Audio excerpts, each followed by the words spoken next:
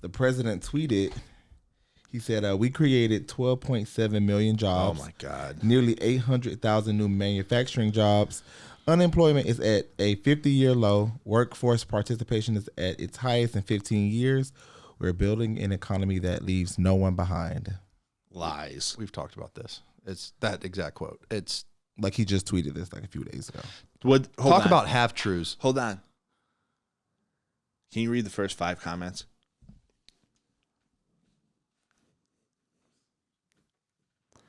It was a screenshot, but I can go to it. Did you read the comments? I mean, there's like a lot of mixed reviews, but I can go to the comments. But what do you guys think about it? So here's what I think. That's a half truth. Yep. He did not create those jobs. Those jobs are jobs coming back into the market after being shut down from COVID. He took over at like during a shutdown, and they slowly rolled back. The lowest unemployment rate that we truly ever had in this country was actually under Donald Trump, and nobody wants to admit that. But look deeper at the employment numbers too. Like, yes, unemployment's low, but more people are working part-time jobs. Like, number of hours worked are down. Total wages worked are down. Like, right, that's a headline. It's a deceiving headline. Well, and the other piece is I'm pretty sure if Donovan reads a few of the comments, if he can find it, that a lot of the stuff that they like. What I commented on the unemployment numbers being lower under Donald Trump and the job, that's more of a job creation thing, right? So he didn't really create the jobs. He brought back jobs that were shut down because of political reasons. Correct. With the COVID-19 pandemic. I don't even like to call it a pandemic. I understand a lot of people died, but like I think the numbers needed to be higher for deaths to be a true pandemic, because the Spanish flu, like, it was way higher deaths. But maybe we shouldn't compare it to that. I don't know. I'm not a scientist. Yeah, but someone said that this is as delusional as it gets. Somebody said part-time jobs don't count. Yeah. That's what Ben's talking about. Because wages are down, because hours worked are down, which is a part-time job, and wages are down. And you look at the sectors, the reason that it's even up like it is because of the increase in travel jobs and restaurant jobs. I mean, and that's people finding part-time jobs because right now they need to find a way to live. Ben, where do you verify this information? Because I want people to know that we do verify this information. Right. I mean, all sorts of like places. CPI. These are like, there's CPI numbers. Specific. ADP releases numbers.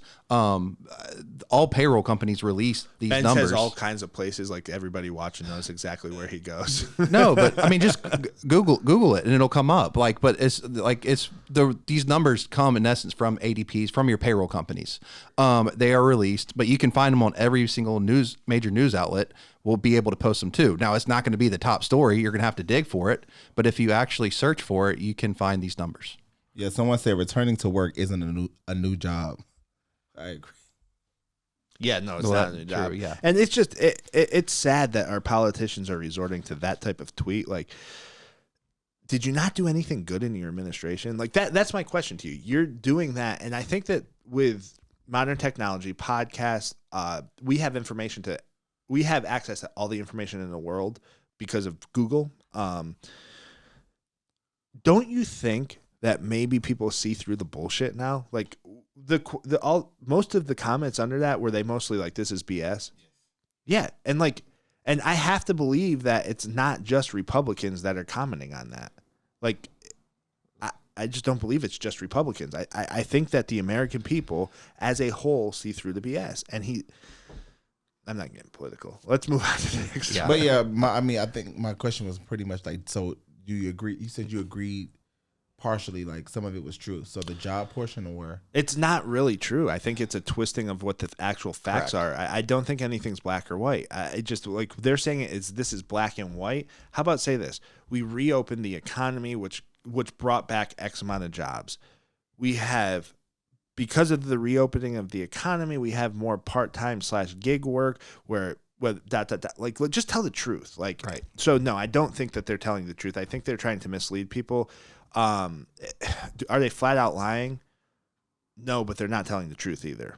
So the parts that are true are, yes, it wasn't actual job creations. It was restarting of jobs. Like, so they're twisting key words to make it look like they actually did and created these jobs. These jobs were existing prior to the shutdown.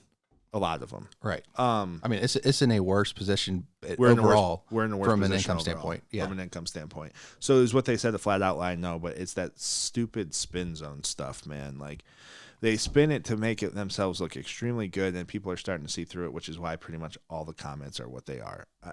Have you found a positive comment yet? Absolutely not. Might say have a good weekend to him. Yeah. Well, well, Donovan, my question is, and I want to hear your thoughts real quick on this, and then we can move on to the next one. Was, there's no way that's all Republicans commenting on there. No, I mean we've all been impacted, so that's like an American thing. Let me ask you a question, and the numbers just came out on this report too, Donovan. Do you think that the average American thinks they're in a better financial position today than they were 3 years ago? I don't see how we could be. I don't either. I mean, we're doing well as a company, but it's not easy. Like, It's a lot harder now than it was 3 years ago. I literally did nothing and was getting paid at my other job. I mean, I was working hard, don't get me wrong, but like when I was an account executive, like it was the economy booming, people buying houses, refinances, and all that. Open your LinkedIn right now. Yeah. Like it's everyone's looking for a job. Right. Even, I mean, people are working part-time jobs. They're listed as employed. They're listed in that number, but they're still actively looking for a full-time job to support their family. I hate that this is what our economy is right now too. And I'm sorry, like if you don't like the previous president for a multitude of reasons, I don't think that we would be in this economic situation. I don't think that. I mean, let's talk about another Democrat president. I don't think we'd be in this financial situation, or not financial situation, but economic situation if Obama was president or Bill Clinton. Like, yeah. I just this administration is. I just never seen anything like it. Have you? No. Like both sides of the aisle. I have never seen anything like it. The guy can't speak. Do you think we're closer? Because, and I agree with you, like looking at, so like people are self-educating more now than ever because of the access to different like YouTube, like the information is now out there. You can get it. Yeah, you can get it. Right. And people no longer trust major news outlets. Nope. Is a majority. Do you think we are close to moving away from a two-party system? No. Okay. I think that we are defined close.